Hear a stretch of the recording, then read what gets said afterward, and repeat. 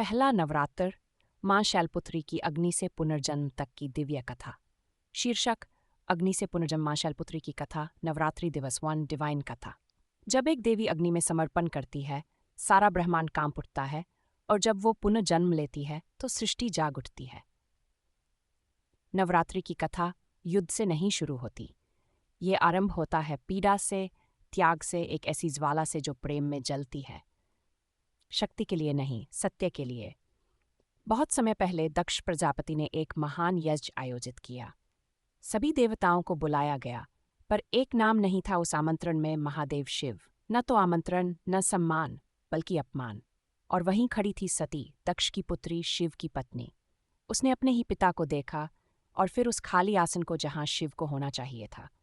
उस क्षण सती ने अग्नि को गले लगाया, न किसी दुर्बलता से, न किसी भय से, बल्कि उस अपमान के विरुद्ध जिसने सत्य को नकारा। देह जल गई, पर आत्मा ही।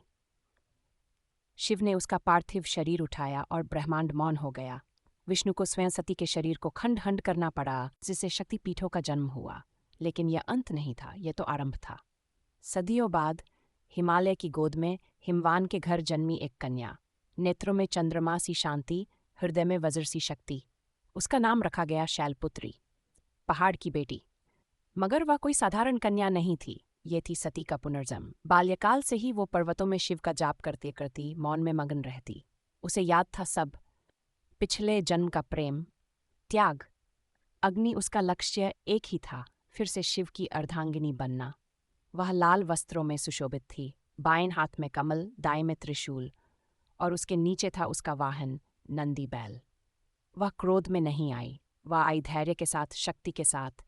वह थी मूलाधार चक्र की अधिष्ठात्री, आधार, जड़ और स्थिरता की देवी। नवरात्रि की पहली रात्रि उन्हीं को समर्पित है। वह हमें सिखाती है, ऊंचाई पर जाने से पहले अपनी जड़ों को जानो, तप करने से पहले मौन होना सीखो, और युद्ध से पहले स्वयं को पहचानो। मंत्र: देवी शैलपुत्र्याय नमः। वह अग्नि से नहीं मरी, वह पर्वत बनकर लौटी। मां शैलपुत्री, नवरात्रि की पहली ज्वाला, पहला कदम, पहली शक्ति। तैयार हो जाए दूसरे दिन की कथा के लिए, मां ब्रह्मचारिणी, तप की अखंड ज्योति। कर मां शैलपुत्री की ये कथा आपके हृदय को स्पर्श कर गई हो, तो इस दिव्य यात्रा को आगे बढ़ाने के लिए डिवाइन कथा चैनल को सब्सक्राइब करें, ताकि अगली कड़ी मां ब्रह्मचारिणी की कथा आपसे छूट न जाए। कमेंट में बताएं, मां शैलपुत्री की कौन सी बात ने आपको सबसे ज्यादा प्रेरित किया।